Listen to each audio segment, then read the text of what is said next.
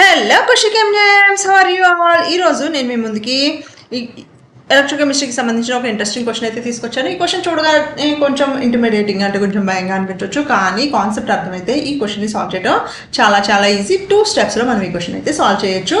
So ఈ question ఎలా solve చేద్దాం ఏంటి అనేది అయితే ఈ వీడియోలో చూసేద్దాం. Let us start our video. ఒకసారి క్వశ్చన్ చదువుదాం చూడండి.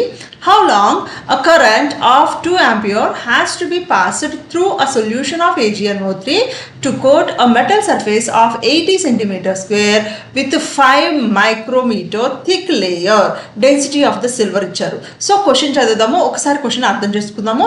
సో AgNO3 సొల్యూషన్ తీసుకున్నాము. ఈ AgNO3 సొల్యూషన్లో 2 amperes కరెంట్ని అయితే పాస్ చేస్తూ ఉన్నాము. ఇలా పాస్ చేస్తూ ఉన్నప్పుడు మనకి ఎలక్ట్రాలిసిస్ అనేది జరుగుతుంది. సో ఎలక్ట్రాలిసిస్ జరిగినప్పుడు సిల్వర్ మెటల్ అయితే సపరేట్ అవుతుంది. సో ఈ ఫస్ట్ హాఫ్ ఆఫ్ ద క్వశ్చన్లో మనకి సిల్వర్ మెటల్ అయితే సపరేట్ అవుతుంది. అయితే ఎంత సిల్వర్ మెటల్ సపరేట్ అవుతుంది అంటే మనం డైరెక్ట్గా ఫారడే సెకండ్ లా ద్వారా వెయిట్ ఆఫ్ ద సిల్వర్ అనేది క్యాలిక్యులేట్ చేయొచ్చు. కానీ వీడు అడిగింది అది కాదు. వీడు ఏమడుగుతున్నాడు, టు కోట్ ఆ మెటల్ సర్ఫేస్. ఇంకొక మెటల్ ఉంది, ఆ మెటల్ అంటే ఏ మెటల్ అయినా ఉండొచ్చు, సిల్వర్ అయినా ఉండొచ్చు, వేరే ఏదైనా మెటల్ కూడా అయి ఉండొచ్చు. Metal surface of 80 cm square. ఇంకొక మెటల్ సర్ఫేస్ 80 cm స్క్వేర్ ఉన్న మెటల్ సర్ఫేస్ తీసుకుంటే దాని మీద 5 మైక్రోమీటర్ థిక్ లేయర్ ఫామ్ అయ్యేంత సిల్వర్ ప్రొడ్యూస్ అవ్వడానికి ఎంత టైం పడుతుంది అనేది అడిగారు అనమాట. అంటే మనకి సిల్వర్ వెయిట్ అడగలేదు, ఇంత థిక్నెస్ ఉండి అంత సర్ఫేస్ ఏరియా ఉన్న మెటల్ సర్ఫేస్ మీద ఈ సిల్వర్ అనేది సపరేట్ అవ్వడానికి అంటే అంత డిపాజిట్ అవ్వడానికి ఎంత టైం పడుతుంది అన్నారు.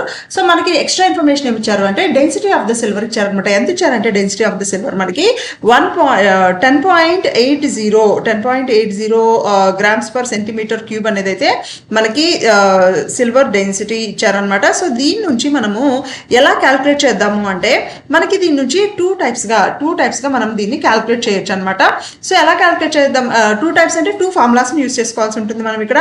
ఆ 2 ఫార్ములాస్ ఏంటి అంటే ఒకటి ఫారడే సెకండ్ లా యూజ్ చేసుకోవచ్చు. అలాగే నెక్స్ట్ ఏంటి అంటే మనకి ఫారడేస్ సెకండ్ లాతో పాటుగా మనకి ముందు ఫారడేస్ సెకండ్ లా చూద్దాము. ఫారడేస్ సెకండ్ లా ప్రకారం ఏంటి అంటే weight of the metal deposited will be equal to atomic weight of the metal. మనం ఏ మెటల్ అయితే డిపాజిట్ చేసామో ఆ మెటల్ కి సంబంధించిన atomic weight into total charge passed through the aqueous solution. అంటే టోటల్ ఛార్జ్ పాస్డ్ అంటే మనకి ఎలా వస్తుంది, దాన్ని క్యూతో చెప్తాం మనము. So Q will be equal to current passed into the time, how long the current has been passed. So ఇదన్నమాట. అంటే atomic weight into I into T divided by number of electrons involved. అంటే number of electrons involved ఎలా వస్తుంది అంటే ఒక మోల్కి ఒక reaction జరిగినప్పుడు ఎన్ని ఎలక్ట్రాన్స్ ఇన్వాల్వ్ అయ్యాయి అనేది అది ఇంటూ ఫారడే. ఇది మనకి second law of Faraday second లాకి సంబంధించిన ఫార్ములా అనమాట. దీన్ని యూజ్ చేయొచ్చు. సో దీన్ని క్వశ్చన్ సాల్వ్ చేయడానికి మనము ఈ ముందు ఇచ్చిన డేటా అయితే రాసుకుందాము. మనకి ఇచ్చిన క్వశ్చన్ అయితే ఇదనమాట. ఇచ్చిన డేటా ఒకసారి రాద్దాం చూడండి. ఐ వాల్యూ, ఐ అంటే ఏంటి, కరెంట్ ఇచ్చారు. కరెంట్ ఎంత ఇచ్చారు, 2 amperes కరెంట్ అనేది ఇచ్చారు మనకి, 2 amperes అనమాట. అలాగే టీ వాల్యూ అనేది మనకు క్వశ్చన్ చదివింది, క్వశ్చన్ క్యాల్కులేట్ చేయాల్సింది అదే హౌ లాంగ్ అన్నాడు కదా. సో అంటే మనకి టీ వాల్యూనే క్యాల్కులేట్ చేయాల్సి ఉంటుంది. So pass through a solution of AgNO3. AgNO3లో ఏజీకి సంబంధించిన ఆక్సిడేషన్ స్టేట్ అనేది మనకి +1 ఆక్సిడేషన్ స్టేట్ ఉంటుంది అనమాట. +1 ఆక్సిడేషన్ స్టేట్ అంటే Ag+1 అనేది నాకు ఏజీగా కన్వర్ట్ అవ్వాలి అంటే ఎన్ని ఎలక్ట్రాన్స్ అనేది అబ్జర్వ్ చేసుకోవాలి, ఆబ్వియస్గా 1 ఎలక్ట్రాన్ అబ్జర్వ్ చేసుకోవాలి. సో నాకు N value, number of electrons involved will be equal to 1. అలాగే ఈ ఫార్ములాలో నాకు ఎఫ్ కావాలి. ఎఫ్ అనేది ఏంటి, నాకు F equal to F value తెలుసు మనకి 96,500 కూలమ్స్. అలాగే అటామిక్ మాస్ ఆఫ్ సిల్వర్ అనేది మనకి ఇవ్వలేదు క్వశ్చన్లో, కానీ మనకు తెలిసి ఉండాలి. ఇది అటామిక్ వెయిట్ ఆఫ్ సిల్వర్ అనేది మనకి 108 అనమాట. ఓకేనా. సో ఈ వాల్యూస్ అన్ని సబ్స్టిట్యూట్ చేస్తే నాకు వెయిట్ ఎంతో వస్తుంది. కానీ వాడు నన్ను క్యాల్కులేట్ చేయమనింది వెయిట్ కాదు, బట్ కానీ మనకైతే ఈ వాల్యూ ఒకసారి చూద్దాము. W equal to atomic weight ఎంతన్నాము 108 ఇంటూ ఐ ఎంతన్నాము 2 amperes ఇంటూ టైం తెలియదు మనకి, అది క్యాల్కులేట్ చేయాల్సి ఉంటుంది. ఎన్ వాల్యూ 1 వచ్చేసింది. అలాగే ఫారడే వచ్చేసి 96,500 అనమాట. ఇది మనకి మినిమం అంటే ఫస్ట్ ఈక్వేషన్ అయితే ఇది వచ్చింది అనమాట. సో ఇచ్చిన డేటాని బట్టి మనము వెయిట్ క్యాలిక్యులేట్ చేయడానికి ఇది ఒక ఫార్ములా. అయితే ఇదే వెయిట్ ని ఆర్ మాస్ ని క్యాలిక్యులేట్ చేయడానికి మనకి ఇంకా కొంచెం డేటా ఉంది. ఏముంది ఇక్కడ? డెన్సిటీ ఆఫ్ సిల్వర్ ఉంది, అలాగే ఎంత సర్ఫేస్ ఏరియా ఉంది తీసుకున్నాము, ఎంత థిక్నెస్ ఉంది అని తీసుకున్నాము. సర్ఫేస్ ఏరియా ఎంత తీసుకున్నాము? దీన్ని నేను ఏ అనుకుంటున్నాను, సర్ఫేస్ ఏరియా వచ్చేసి నాకు 80 సెంటీమీటర్ స్క్వేర్ అన్నాము. అలాగే థిక్నెస్ ఎంత అన్నాము? థిక్నెస్ ని టీ అనుకుంటున్నాను, థిక్నెస్ ని 5 మైక్రోమీటర్ అన్నాము. సో నాకు ఇది సెంటీమీటర్లో ఉంది, ఇది మైక్రోమీటర్లో ఉంది, నాకు అలా నచ్చలేదు, రెండింటిని ఒకటే యూనిట్స్లోకి పెట్టుకుందాం అనుకుంటున్నాను. కాబట్టి 5 × 10⁻⁻4 సెంటీమీటర్. మైక్రో అంటే మనకి జనరల్గా 10⁻⁻6 మీటర్స్ అని రాస్తాము, కానీ నేను దీన్ని సెంటీమీటర్లో కన్వర్ట్ చేస్తున్నాను కాబట్టి 10⁻⁻4 సెంటీమీటర్స్ అని అయితే రాస్తున్నాను అనమాట. సో నాకు సర్ఫేస్ ఏరియా తెలుసు, అలాగే దానికి సంబంధించిన థిక్నెస్ తెలుసు. అంటే దీన్ని బట్టి నేను ఈ రెండింటిని యూజ్ చేసి నేను వాల్యూమ్ని క్యాలిక్యులేట్ చేయొచ్చు. సో వాల్యూమ్ ఎలా వస్తుంది? సర్ఫేస్ ఏరియా ఇంటూ థిక్నెస్ వేస్తే నాకు వాల్యూమ్ వస్తుంది. ఎంత వస్తుంది చూడండి, 80 × 5 × 10⁻⁻4 అంటే నాకు ఎంత వస్తుందంటే అప్రాక్సిమేట్ గా 400 × 10⁻⁻4 cm³ అనేది అయితే మనకు వస్తుంది అనమాట. ఓకేనా? సో అయితే దీనికి సంబంధించిన వాల్యూమ్ ని క్యాలిక్యులేట్ చేశాను. ఓకే, దీనికి వెయిట్ కి ఏంటి రిలేషన్ అంటే మనకి తెలుసు డెన్సిటీ అనేది ఇచ్చాడు. డెన్సిటీ అనేది ఇంకొక ఫార్ములా ఉంది మనకి.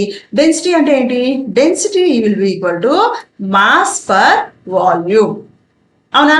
సో నాకు డెన్సిటీ ఇచ్చాడు. డెన్సిటీ ఎంత ఇచ్చాడు మనకి? 10.8 ఇచ్చారు అనమాట. డెన్సిటీ 10.8 ఈక్వల్ టు వెయిట్ ఎంత నాకు తెలీదు, డివైడెడ్ బై వాల్యూమ్ ఎంత వచ్చింది మనకి ఇప్పుడు? 400 × 10⁻⁻4 వచ్చింది. అంటే ఈ రెండింటిని నేను సింప్లిఫై చేసినప్పుడు W will be equal to 10.8 × 400 × 10⁻⁻4. అవునా? సో ఇది నాకు ఈక్వేషన్ నెంబర్ 2 అయింది. అయితే ఈక్వేషన్ 1లోను ఈక్వేషన్ 2లోను రెండింటిలోనూ నేను చెప్తుంది డబ్ల్యూనే కాబట్టి ఈ డబ్ల్యూని ఆ డబ్ల్యూని నేను ఈక్వలైజ్ చేస్తాను. అంటే ఏమొస్తుంది చూడండి, 10.8 × 4 × 10⁻⁻2 ఈక్వల్ టు ఇందాక స్లైడ్లో ఎంత ఉంది చూడండి. వెయిట్ వచ్చేసి మనకి 108 × 2 × 2t 108 × 2t డివైడెడ్ బై 96,500 అదే రాస్తున్నాను.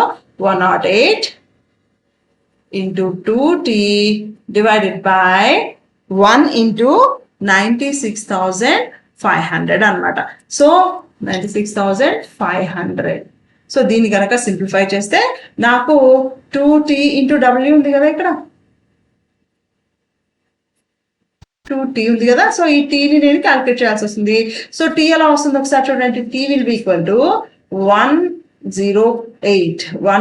10.8 × 4 × 10⁻⁻2 డివైడెడ్ బై 108 × 2 × 96,500 అనమాట.